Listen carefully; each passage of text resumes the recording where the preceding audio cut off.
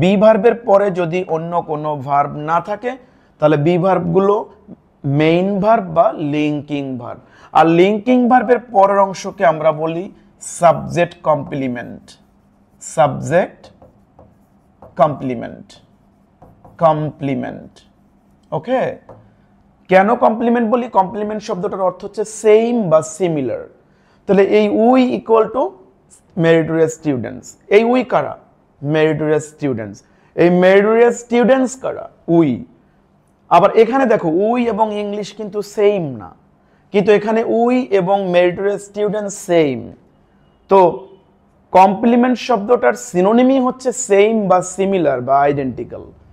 তো be verb যখন main verb হিসেবে বসবে বা লিঙ্কিং ভার্ব হিসেবে বসবে, তখন বি ভার্বের পরের যে অংশটা থাকবে ওইটা হবে সাবজেক্ট কমপ্লিমেন্ট। আর সাবজেক্ট কমপ্লিমেন্ট হচ্ছে সাবজেক্টের একটা আলাদা বা ভিন্ন পরিচয়।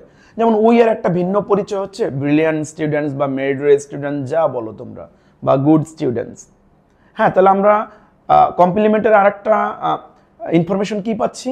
কমপ্লিমেন্ট হচ্ছে সাবজেক্টের একটা আলাদা পরিচয় বা ভিন্ন পরিচয়। উই এর একটা ভিন্ন পরিচয় হচ্ছে ব্রিলিয়ান্ট স্টুডেন্টস বা মেধাবী স্টুডেন্টস বা মেরিটোরিয়াস স্টুডেন্টস। হ্যাঁ,